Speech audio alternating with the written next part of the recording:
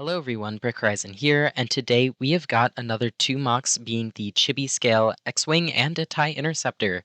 They are pretty small, so I'll go over them quickly, but I first wanted to say that instructions are available on Rebrickable, and you can find that through the link in the description. Onto the video, these were made after I started the Chibi Scale TIE Fighter and TIE Advanced. These are upgrades to the UCS Death Star gift with purchase, and the TIE Fighter being a direct upgrade, and the TIE Advanced being another Chibi Scale build to go with it inspired by the original UCS playsets. If you're interested in them too, I'll link the review at the end of this video. For those of you who don't know, Chibi is an art style with exaggerated proportions and a generally smaller size. In the first ones that I made, the cockpit and wings got most of the attention, while the spacing between them got smaller. In the TIE Interceptor, the same thing has happened, only I made the spacing a bit larger so it would look better. If it was too close, the wings wouldn't look right, and there would not be enough room to hold it. The TIE Interceptor is pretty much two half circles, so it's important that it at least looks like it could be a normal closed circle. Just like the other models, the cockpit is also based on the original GWP, so it can hold minifigures. I also kept the same front and back parts, where the cockpit and entire engine are based on the TIE bomber design with a smaller windscreen. Plus, the engines in the back have this diamond ring shape for the engines. The wings are brick built, just like the TIE Fighter and TIE Advance, and use a lot of the snot technique. The wings themselves are made of slopes with angled plates to make up the outline. The angled ones in the front are made with tiles so it's completely smooth, but I was unable to do the same in the back. Luckily, it is still flush, so there are no awkward gaps because it's filled by this cheese slope and inverted curved slope. Another thing I wanted to do was the other panels on the sides of the wings. I was debating on making it with plates, but it ended up looking better with just bricks. The middle connection is made of two colors. They're connected very uniquely, and it's basically snot squared, where you just have so much building off of each other where it ends up being a very strong connection.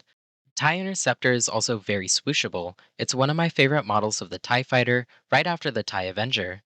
Its silhouette is very unique, and this chibi version is a great addition for dioramas because even though its proportions are a little big, it's a great tiny model if you're tough on space or want to force perspective. But of course, the TIE Interceptor needs some competition, so I also created the X-Wing to go with it. I actually started by making this too large and accidentally created one of the best X-Wing playsets, but I'll come back to that in another video. The version I've come up with today is the Chibi scale one, which makes a lot of changes to the modern X-Wing. For example, I ended up using the old windscreen piece for a few reasons.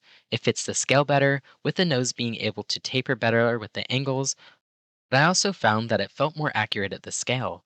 The newer windscreen from the X-Wing is definitely a very accurate representation, but I do wish that it tapered.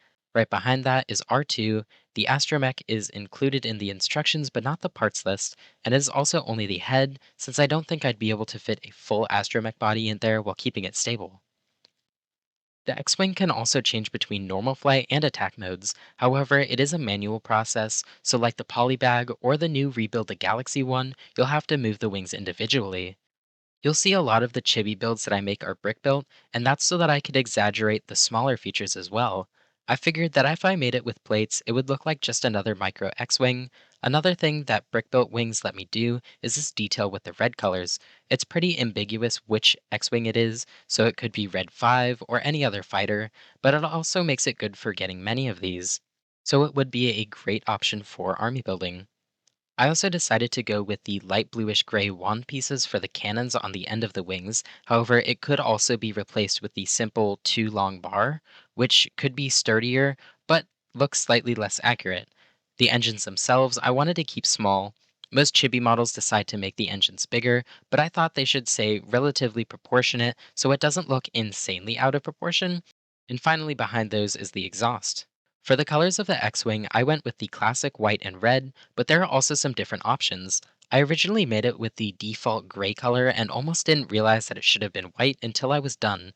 That's why I made a poll on my community tab to help me decide if I should keep it gray or make it white. If you ever want to participate in those or see any of my posts, then subscribe to see the next one. In the instructions, I've also included the gray version as another file, but I also wanted to do it in this color because it reminded me of the old LEGO sets, and I thought it would be an interesting throwback. Rebreakable unfortunately doesn't have multiple inventories, but it is very easy to just replace all of the white with light bluish gray in Bricklink if you wanted to have all of it gray.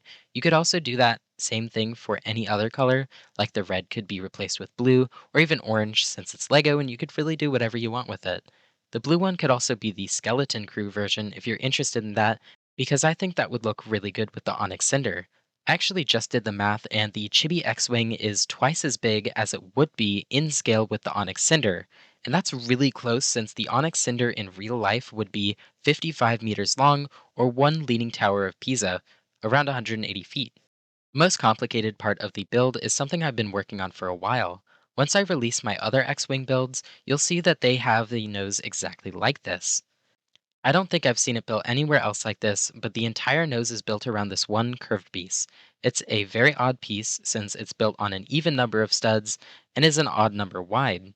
This led to some complications like needing to use a lot of jumpers, but also to connect it to the body was very difficult because I needed to build a lot of it upside down to get the bottom with the same shape.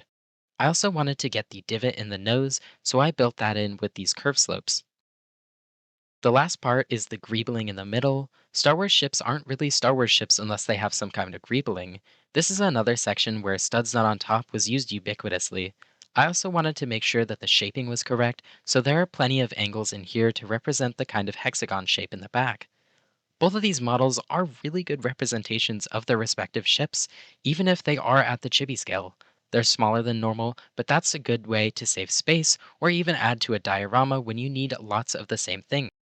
I definitely think these would be cool to add to the Yavin 4 base, maybe flying above or even landed with the Y-Wing from the playset. I'll be making more of these chibi scale models soon, and I even have some larger ones planned. Let me know in the comments what you guys would like to see next, and while you're down there, don't forget to like and subscribe. Instructions are available on Rebrickable and linked in the description if you're interested. Once again, thank you all for watching, and I will see you guys next time. Goodbye.